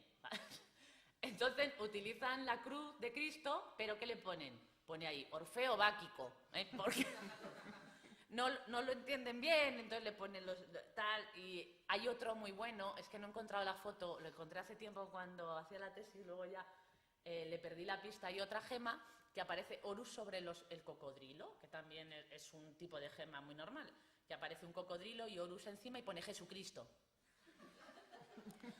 No pegan la iconografía y tal, pero estos fabrican amuletos y al final hay un poco de eclecticismo, luego ya se redirigen mejor y nos hacen unas gemas más monas como las que veis, donde realmente sí utilizan el signo de la cruz en un contexto más cristiano. Aún así, la de la izquierda tiene palabras de poder, y la de la derecha, en cambio, tiene a Jesús, obviamente se ve más grande, más poderoso, y a sus 12 apóstoles debajo, en adoración, ¿vale? Entonces, si os dais cuenta y recordáis las gemas de ayer, es la misma tipología, son las mismas gemas, pero hay que cambiar la iconografía y ya está. Entonces, pasan por cristianas, aquí todos contentos porque tus ansiedades las cubres y yo al menos, bueno, no creo que vaya la idolatría a avanzar, establezco un control sobre la población, que es lo que me interesa, y ya está. Y así es como es una estrategia de los cristianos muy eficaz, que de hecho imperó de todas. Aquí tenemos el mismo amuleto que ha presentado ya Sofía, así que tampoco me voy a detener mucho en él, simplemente como Jesús es invocado junto con otras divinidades y amén aparece como una fórmula de invocación también y aparecen. Pero una nueva, ¿cómo decirlo? Un nuevo acto de poder ritual que establecen los cristianos, que ya se conocía, pero que es típica en este caso del cristianismo, es el uso de un libro sagrado como amuleto. Vimos el otro día, Sofía os enseñó unos versos de Homero para todo fin. Homero es casi un libro sagrado, ¿vale? Se estudia, es con el que empiezan los alumnos a estudiar, es el padre de los griegos, y se creía que sus versos tenían poder. Tenían poder para todo, como los que vimos ayer, e incluso se utilizaba en actos de bibliomancia. Hay un texto de bibliomancia donde los versos de Homero pues, dan una respuesta oracular a algo que, pues tus ansiedades, ¿no? Un tipo de bibliomancia. Entonces, cuando hay un libro sagrado, se le cree que tiene poder y todo ese poder se puede coger en esencia, ¿vale? Y utilizar para protegerte. Todo el poder de la Biblia, que tiene todo el poder de Cristo en el Nuevo Testamento y el de Dios en el Antiguo, pero en el Nuevo Testamento sobre todo el poder de Cristo, que es un poder sanador, que es un poder de exorcista, que es un poder de hacer el bien, además que muere por nosotros. Esto es lo que el cristiano o quien hace estos actos de poder ritual considera que tiene el Evangelio y con él creará amuletos. Pero esto parece que empieza a ser normal, todo el mundo utiliza la Biblia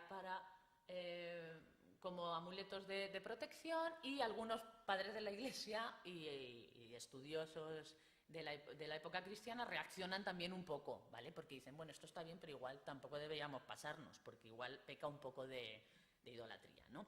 Uno de ellos es Agustín de Hipona, en uno de sus tratados, en el tratados sobre el Evangelio de Juan, dice: cuando te duele la cabeza, pues nos parece muy digno de elogio que apliques a la cabeza el Evangelio y no te apresures a buscar un amuleto. O sea, casi mejor que vayas al Evangelio y duermas con él de almohada, que te va a curar, que vayas a buscar un amuleto que directamente ya para él es paganismo, ¿vale? O desviación de la fe.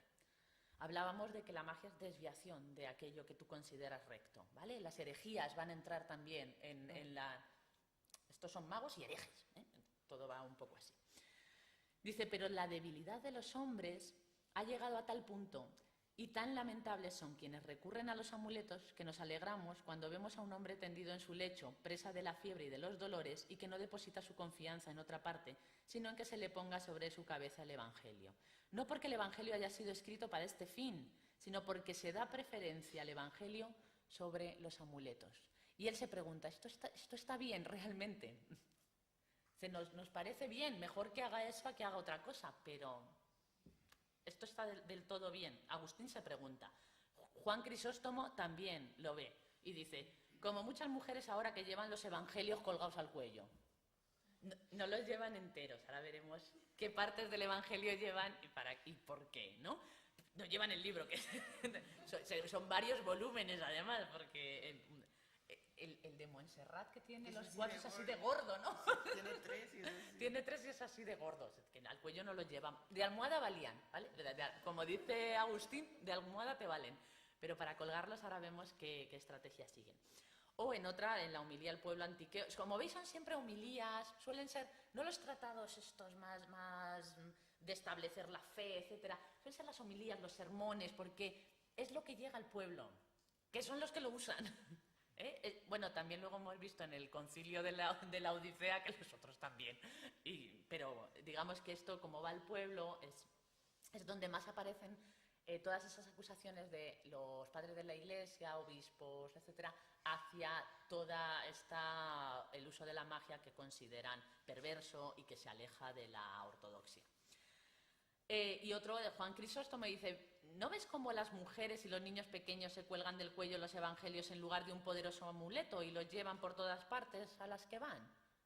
Mira, ya no usan amuletos, pero usan el evangelio. Si os dais cuenta, además dice mujeres y niños, que son los niños, ya os dijimos que eran, y las mujeres porque son siempre prestas a la religiosidad popular. Esto es muy machista, pero son todos así, ¿no? Luego vemos que no, que son los chicos, los hombres, todos los que hemos leído era un hombre haciendo magia, ¿no? Pero bueno, es este discurso, ¿no? De la mujer como la más débil ante las tentaciones, ¿vale? O son las que siempre se desvían de la correcta fe. Obviamente no se cuelgan la Biblia entera, no se cuelgan el Nuevo Testamento. Lo que hacen es utilizar una parte del Evangelio especialmente importante o especialmente vinculante como amuleto de protección. Lo más normal son escribir los incipits de los Evangelios, es decir, el primer versículo de cada uno de los 4 Evangelios canónicos. De tal forma que, igual que cuando yo digo vamos a rezar el Padre Nuestro, todos entendéis que es la oración completa, con solo decir las 2 palabras primeras. Igual que se llaman las encíclicas, con las primeras palabras con las que empieza. Entonces te refieres a todo. De esta misma forma, al decir el primer versículo, te estás haciendo referencia a todo ese evangelio. Al decir los 4, hago referencia a todo el Nuevo Testamento. Y todo el poder que yo considero que tiene el Nuevo Testamento, me lo imbuyo. Como una especie que ha estudiado muy bien Joseph Sanzo, como una especie de metonimia, de pars pro toto. De una parte, como cuando digo cabezas de ganado, ¿no? La cabeza no es la cabeza, es toda la vaca. Entonces, de esa manera, haciendo una metáfora, cuando digo el primer versículo, me estoy refiriendo a todo el Evangelio. Y todo ese poder me aparece, ¿no? ¿Qué utilizan los primeros versículos de cada Evangelio? Aquí tienen un ejemplo. Utilizan también algunos salmos, sobre todo el Salmo 90. Y utilizan también, a la manera de las historiolas que veíamos de Isis y Osiris, partes del Nuevo Testamento en los que Jesús hace una curación. Entonces, hace una curación para el paralítico, pues eso te vale para curar cualquier cojera. Por ejemplo, muchos amuletos, esto lo está estudiando alguien presente en la sala, por ejemplo, aquellos amuletos en los que aparece el versículo en el que se habla de la curación de la suegra de Pedro, aparecen firmados o son para mujeres. Cosa que también nos está estableciendo esta relación de género, de que aquello que se hace para una mujer vale para una mujer, aquello que se hace para un hombre, etc. Entonces, es verdad que hay toda una tipología de textos y es muy interesante ver todas estos usos, porque también nos están hablando de cómo ahí está... porque vimos las historiolas y la que os enseñé es del 1351, antes de Cristo. Cómo esa creencia en que la evocación de un episodio fabuloso que ha ocurrido en un momento determinado puede reactualizarse con la simple evocación. De la misma manera que, como cuando Jesús dice vete, espíritu no sé qué, y sabemos que el ritual del exorcismo repite palabras de Jesús diciéndolo. Y nuestro propio Jesús, cuando estornuda a alguien, es un exorcismo. Estornudas, echas tus demonios y entonces tú dices Jesús, para que te vayan para otro lado y no se te metan dentro. Ahora decimos salud porque ya nos da cosa decir Jesús, pero yo soy muy fan del exorcismo. tenemos que decir Jesús. Ve con Jesús. Qué fenómeno. Pues es mejor todavía. Es todavía mejor. Que luego, si lo piensas, también es como lo de... ¿Os acordáis ayer de ve con Antaura? Vete Antaura, ve con no sé quién. Pues mandar a alguien fuera para repeler, es apotropaico. Pues como veis, este es un amuleto donde utiliza varios de estos incipits y varias frases o versículos del Nuevo Testamento. De Cristo Salvador. Al principio existía la palabra y la palabra existía con Dios y la palabra era Dios. ¿Esto qué es? Juan 1.1, ¿no? Juan 1.1. Libro de la genealogía de Jesús, hijo de David, hijo de Abraham. Puesto que muchos se pusieron a compilar la narración sobre los hechos que se llevaron a cabo entre nosotros. Esto es Mateo o Marco, Mateo primero, luego es Lucas, ¿no? Al final los utiliza a todos, ¿no? Y luego dice, el que vive al amparo del Altísimo y lo siguiente. Padre nuestro que está en los cielos, también, ¿eh? El Padre nuestro que aparece también en el Evangelio de Mateo. Corregidme porque es que yo no la llevo muy bien. El Padre nuestro que estás en los cielos, santificado sea tu nombre. Y lo siguiente... ¿Os acordáis que venía Tacoiná en los otros que hemos visto? Y haz el resto, pues aquí también lo ponen. Dice, Padre nuestro, y lo que sigue. O sea, rézalo entero. Es lo de la metonimia que hablábamos. Yo digo Padre nuestro, pero gloria al Padre, al Hijo y al Espíritu Santo, ahora y siempre por los siglos de los siglos. Amén. Esto es un amuleto de curación, habitualmente, o al menos de protección. El poder de la Biblia te va a proteger ante todo aquello. Luego tenemos otros, pues, como aquellos que veíamos ayer de curación, pero que realmente, pues, son menos generales que colgarte al cuello los evangelios, como dice Juan Crisóstomo, ¿no? Este es del 4, después de Cristo, perdón, y dice, guarda en verdad y protege a Aria del resfriado de un día y del resfriado diurno, el nocturno, la fiebre suave de la cabeza. Tú harás estas cosas de forma graciosa y eficaz, en primer lugar por tu deseo y en segundo por tu fe, porque ella es una feligresa del Dios viviente. Y que tu nombre sea glorificado por siempre. O sea, esto tú la vas a curar porque es tu devota. Es una petición, no es una obligación. ¿vale? Ese es el lenguaje que tienen mucho más. Y luego pues pone, aparecen las vocales, ¿os acordáis que ayer hablábamos del poder que tienen las vocales? Aparecen en una forma de triángulo, que también vimos ayer. O sea, que veis cómo van recogiendo todo aquello que culturalmente es parte de su acervo cultural, pero lo están traduciendo. Y esto es el siglo IV. Siempre son los más mezclados, luego más después pues van a ser más claros. Jesús, Padre, Hijo, Madre, Cristo, Espíritu Santo y abrasas.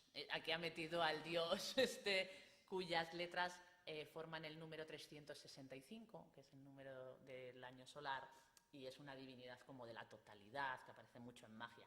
Aquí veis, siempre se lían un poquillo. El siglo IV está todo muy mezclado y es una época fantástica, a la que llamaron el siglo negro de la magia, pero que donde todos los papiros griegos mágicos que vamos a ver mañana son del siglo IV. Mejores, sí. Aquí tenemos un amuleto para la protección de la casa. Como vimos ayer, no solo hay que proteger al individuo, también se protege en ciudades, también se protege en casas y campos. Este, como veis, también es del cuarto y tiene toda esta mezcla de elementos. Lo primero, lo de arriba es un acróstico que se ha interpretado de diferentes formas, es complicado. Se suele considerar que significa Jesús, el Hijo de María, ¿no? Christos Marien Gena, María dio luz a Cristo, María dio... Genesai o algo así, ¿no? Pero empieza con las consabidas palabras que ya hemos pronunciado más de una vez, forba, tal, for. Y a osa, baoz, Adonai, también os sabéis la retaila de estos, lo es Alamán, Salomón, probablemente. Yo te ato, escorpión artemisio, 315 veces, que igual eran 365 y se ha liado, porque lo suyo es proteger todo el año, ¿no? Pero igual, se le han quedado unos días que igual se le mete el escorpión en casa. Se protege esta casa a sus habitantes de todo mal, de todo hechizo, de los espíritus aéreos y del ojo humano, el mal de ojo, y de la terrible enfermedad. La terrible enfermedad pues puede ser la epilepsia o algo así, no sé. Y de la mordedura del escorpión. Esto es importante cuando vivimos en un desierto. Escorpiones, serpientes y cocodrilos, hay que protegerse. Y ahora viene la invocación. Por el nombre del Señor Altísimo. Guárdame, Señor, Hijo de David, según la carne. Aquí ya incluso vemos diferentes tensiones del cristiano y si es cuerpo, y carne y espíritu y tal. El nacido de la Santa Virgen María, Santo Dios Altísimo, del Santo Espíritu, gloria a ti, Rey Celestial, amén. Alfa, Omega, una cruz, una serie de símbolos de esos mágicos, y luego Isis, el pez, Jesús Christos, Ceú, Juyú, Soter, o sea, Jesucristo, Rey, Hijo de Salvador, ¿no? Este es el amuleto, como lo veis, para proteger una casa. Y abajo veis lo de Isis, aparece aquí, y le ha colocado unas rayitas como una palabra poderosa, como los nómina sacra y también como las fórmulas de poder que veremos mañana en los papiros. Se colocan unas rayitas para decir esto es una palabra poderosa, ¿no? Y lo van diciendo. Y veis aquí el alfa y el omega con la cruz, que también de hecho es una imagen bastante normal. Pero hay amuletos para otros fines. Y la imagen de Jesús se utiliza para muchas cosas. Hemos visto a Jesús en la cruz, habitualmente está relacionado con un poder de salvación, ¿vale? Pues su acto de morir por el hombre es interpretado como un acto de amor y de liberación, etc. Entonces protege al fiel ante todos los problemas que le pueden venir de fuera. Pero, bueno, a veces Jesús es utilizado para otras cosas, en otras iconografías. Aparece Jesús como el buen pastor, también con con este sentido de proteger al fiel, porque es quien trae a la oveja descarriada, aquel que protege a sus fieles. Pero en este caso, por ejemplo, encontramos este señor pescando. Esto es una caña de pescar con su anzuelo, pescando un pez, y aquí pone Jesús, Jesús. Esta es la forma de escribir Jesús. es Jesucristo, y es un amuleto para pescar, para tener una buena pesca, porque claro, no siguen teniendo inquietudes, lo que hablábamos de los estreses, y hombre, un pescador pues ya no se ponía el ojo de Horus en su barca, pero tenía que hacer otras cosas, pues tiene que pescar todos los días y tiene que traer alimento a casa. ¿Y cuál es uno de esos grandes milagros de Jesús que aparece por todas partes? Las pescas milagrosas. Cuando están pescando y echan las redes y no sale nada, y dice Jesús, échalas por este lado del barco, y luego no las pueden ni levantar del mogollón de peces que habían pescado, o la multiplicación de los panes y los peces, ¿vale?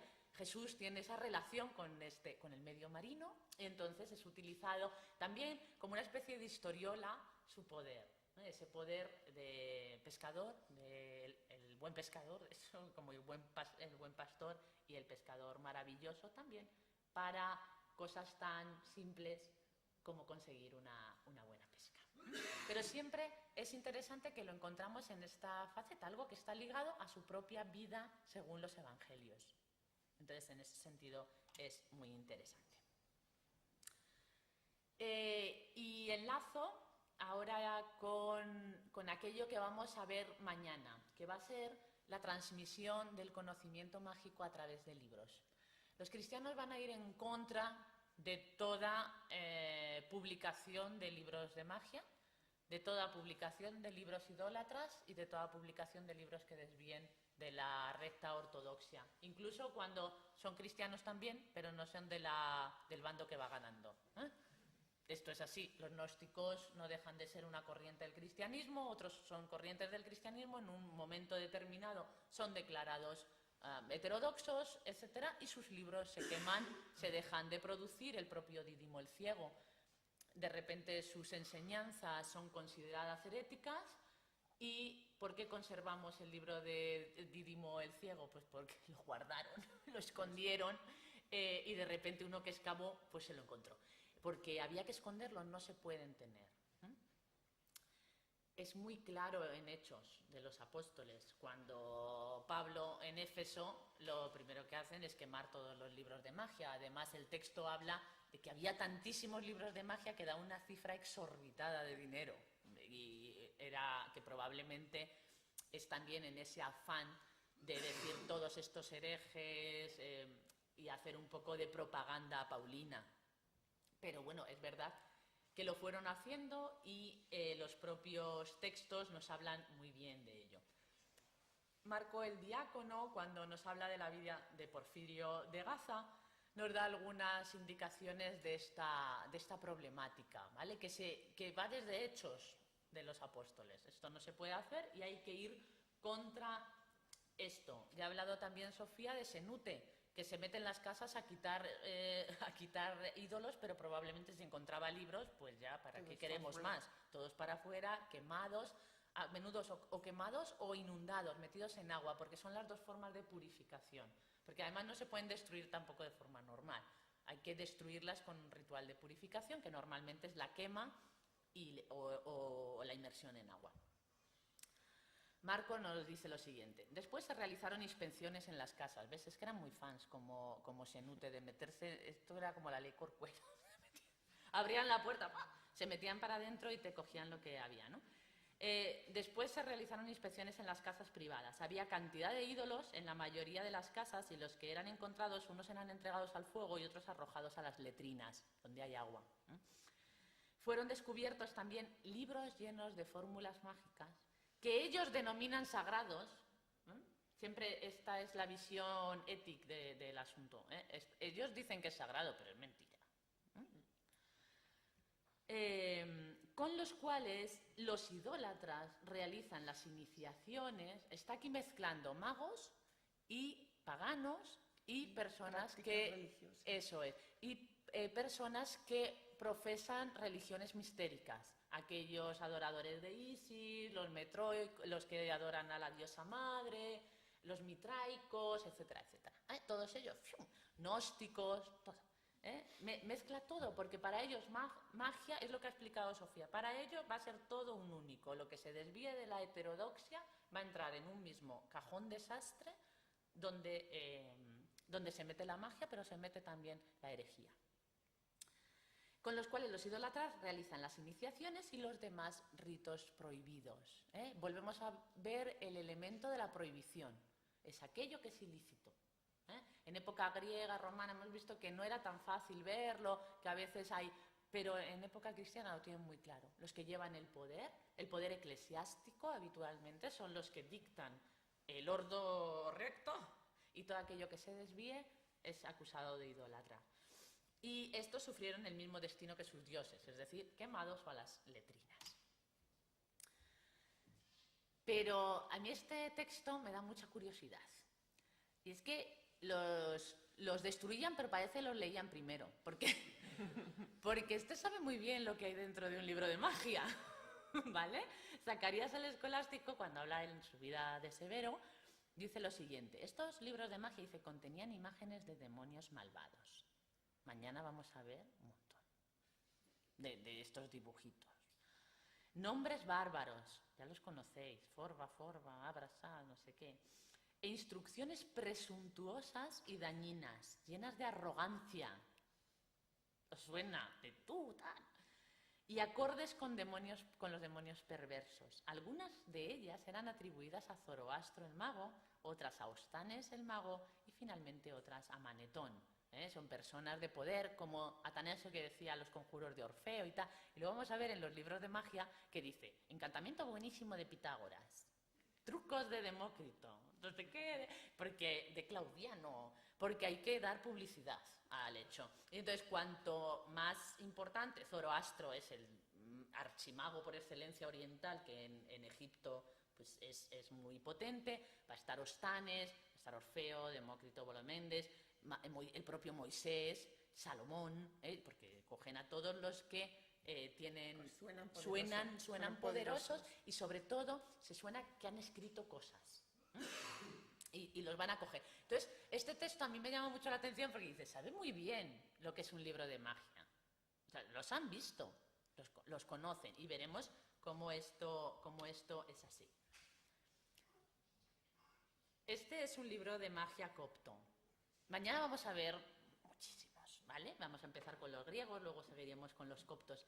Pero si os dais cuenta, dice, contenían imágenes de demonios malvados. Los que están ahí abajo, que en realidad no son demonios, están atados, ¿veis el cuerpo así un poco retorcido?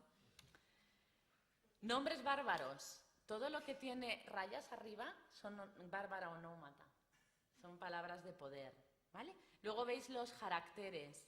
En época copta, habitualmente... Son letras. Sí, son letras. Letras con bolitas, que se pueden leer, como el que ha enseñado antes Sofía. Entonces, aquí vemos que está exactamente reproduciendo lo que está haciendo. Llenas de arrogancia, las instrucciones, realmente luego si lo leemos, aquí está lleno de instrucciones presuntuosas, ¿vale? ya mañana pondremos algún ejemplo. Y aquí tenemos, veis, otro señorín de estos. Aquí una estrella de David. Van a mezclar ya aquí un poco muchas cosas, porque aquí pone lo de Ede de Tají, pone Tají, rápido, lo que hablábamos, son esas órdenes presuntuosas, ese modelo, ¿no? O sea, que parece que ellos lo prohibían mucho. Veis aquí otro que además tiene toda una página llena de señorines con báculos en forma de cruz. Estos caracteres suelen llevar el nombre, estos pollos raros que nunca sé interpretar muy bien, parecen como dragones, y todas las recetas de los libros de magia.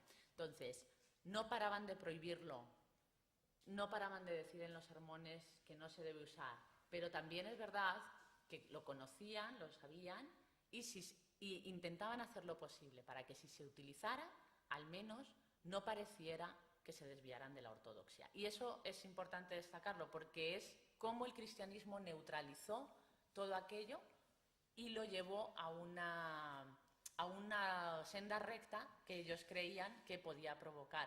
O sea, servía para liberar esas ansiedades que tienen todas las personas y que se si la oración no llega a estas cosas, puedes confiar en otra cosa, pero que no se desviara, ¿vale? Para conseguir pues su afán expansionista y convertirse en la religión imperante que realmente pues consiguió.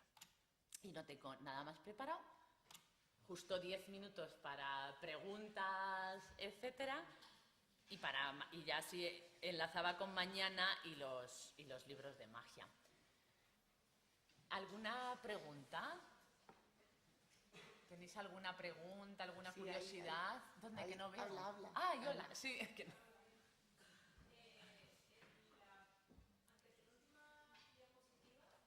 Espera. Probablemente. Sí, seguro. Sí, porque Manetón además, Manetón lo tenemos a través de autores muy tardíos, no directamente él. O sea que Manetón era conocido. No, pero no hizo solo una lista. Él escribió todas las Egyptiacat, es una descripción de Egipto completa. Y Manetón tenía acceso Al templo. a los archivos del templo. Y entonces eso le da, yo creo. Sí, Yo creo que es la sí, razón sí. por la que está ahí. Que su acceso al saber arcano, a los archivos del templo, le daba como una especie de marchamo de poder, ¿no? Sí. Sí, claro, porque son aquellos que tienen un poder tradicional, que tienen acceso al ritual completo. Al final es que en época helenística se generan una serie de personalidades a las que adjudicar todo tipo de actividad mágica, así ritual potente, a la que adjudicarle eso para venderlo como algo muy potente. No sé cómo decirte, igual ahora hay alguna cosa parecida que podamos poner como ejemplo, algo que dices, si esto es de esta persona, si lo ha dicho fulanito es que es verdad, ¿no? Pues un poco así. Es como la publicidad poner a los famosos, ¿no? Sí, pues es un poco así. Eso sobre todo, sí, es que es tal cual, es como este lo dijo, pues ya está, ¿eh? Ya. Pero igual Manetón no escribió solo las listas. Lo que pasa es que se ha perdido el resto. Pero mucho está conservado a través de Flavio Josefo, a través de luego autores muy posteriores y tal. Y si no les da igual. Y si no les da igual, ¿eh? Pero que ya como era... Zoroastro no escribió nada y no existió, de hecho. Pero como Zoroastro no sacerdote y que tenía acceso al templo, eso sí que se sabía de él. O sea, que los utilizan porque se crean una serie de personalidades súper potentes y ya está. Y una de ellas es Manetón, el Zoroastro, que según las nuevas corrientes, pues en realidad ni siquiera existió, es simplemente una forma de hablar del sacrificador por excelencia, que es lo que esto yo me lo sé por él. o Orfeo, que el pobre, pues ya ves tú, es un personaje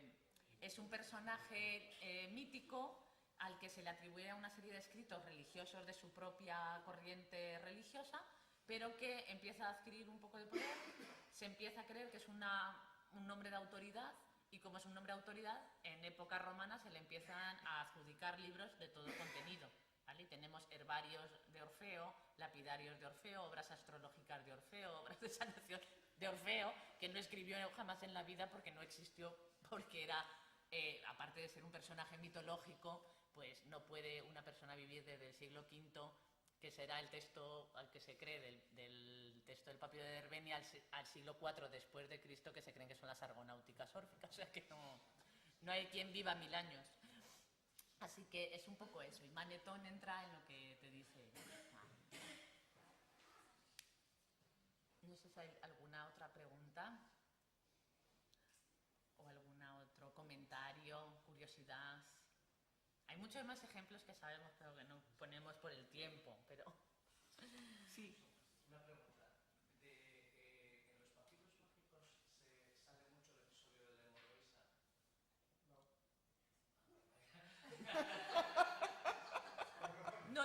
No debe salir porque yo no lo he leído. No sé qué es la hemorroísa, entonces Sí, no es la debe mujer salir. la curación de la mujer que se le iba... Sí, la no curación de sale Jesús, eso. no. Pero te lo puede decir él. Claro, es que yo lo he buscado porque me parecía que era lógico. Sí que es lógico. Precisamente por lo que decías. Sí, para mujeres que tienen problemas de menstruación, sí. de menstruación.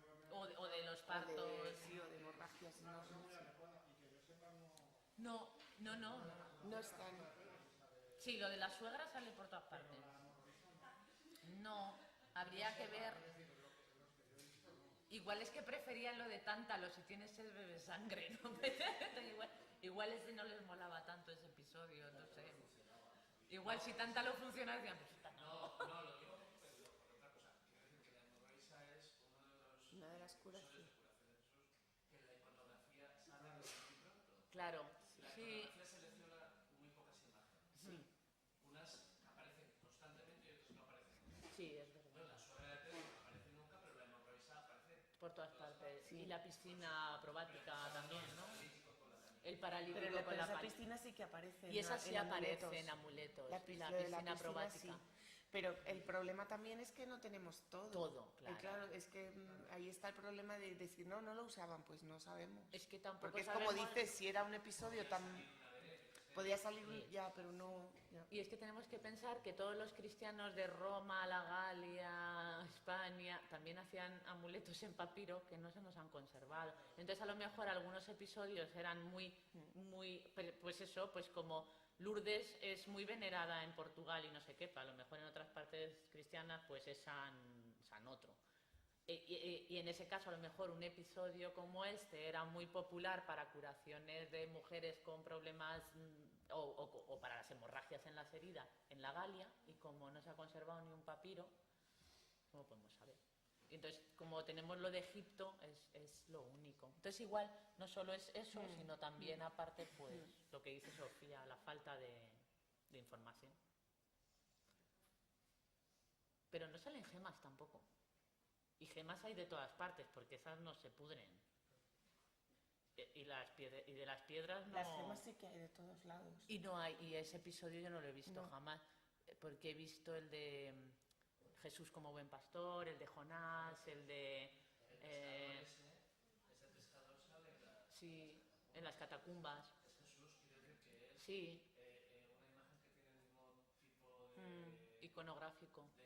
de mensaje que el buen pastor. Sí, sí, es exactamente el mismo mensaje. De salvación, Ah. no es un amuleto mágico, Es un símbolo de salvación. Sí, aparece el Calvario, mucho, aparece el nacimiento. Y aparece el nacimiento también, Jesús sobre en la Teotocos, vamos, aparece también. Y el episodio de Jonás, el episodio de Noé. Y cosas así. Y, por ejemplo, este yo nunca lo he visto. Mientras que amuletos con el útero sangrante, ahí, a Hay patadas. tropicientos, sí. A patadas. Entonces igual lo que hacen es tener el del útero. Pero no sé. Pues como el M... Mira, pues como aquí, que aparece María, o sea, Jesús es el hijo de María, y en el otro María, sí, que está más arriba, que pone María directamente. ¿Dónde está? Aquí, María, y lo pone aquí arriba. ¿El 100 debe ser del 4 o 5? Te lo No, miro. yo creo que es más tarde. No, es como más del tarde, 6. 6. Es como del 6. ¿No es nada? Raro. ¿Pero es este seguro? ¿El 100? Ah, pues entonces habré puesto la fecha. 4 o 5. ¿De verdad? Sí. Pues no lo parece, como lo han fechado, pero por la letrilla no. A no ser que la foto no sea, pero sí. No, sí, sí es, que pone María. Sí, sí, sí. Mira, y este además es de Panópolis, justamente cuando vivía Xenute. O sea, que esto le debía poner fatal a Xenute. La del tumor ulceroso. ¿Eh? Xenute dejó escrito ni Sí, se... Xenute sí que existió. Todos los fieles dejaron un montón de escritos sobre su vida, que pegaba palazos a los que se desviaban de su canon, palazos en los pies. Una de las fotos que he puesto, que la que aparecía María, pero en la otra que aparecía justo al Espíritu Santo y el Hijo Sí, y esta gente. todos. Padre, Hijo. Hijo, Padre y Espíritu Santo.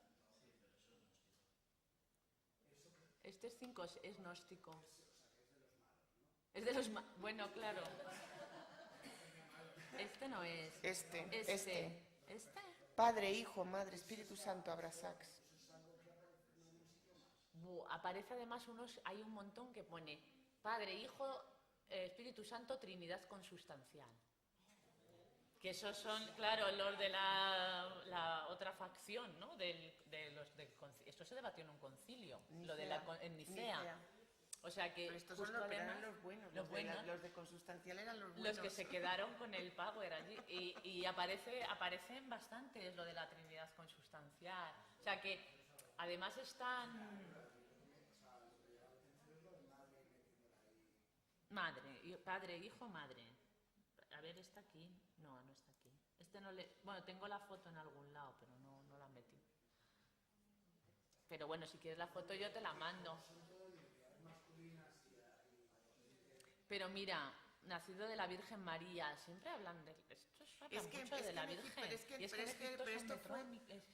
que en Egipto estaba primero Atanasio, que era antiarriano, completamente antiarriano, y los arrianos eran los que ya planteaban si Cristo era preexistente al Padre o no era preexistente, y si no pertenecía a la misma materia del Padre. Y luego los nestorianos eran los que decían que la Virgen María no era Madre de Dios, no era Theotokos, sino era Christotokos, era la madre de la parte humana de Cristo. Entonces esto en Egipto fue... Es la debacle.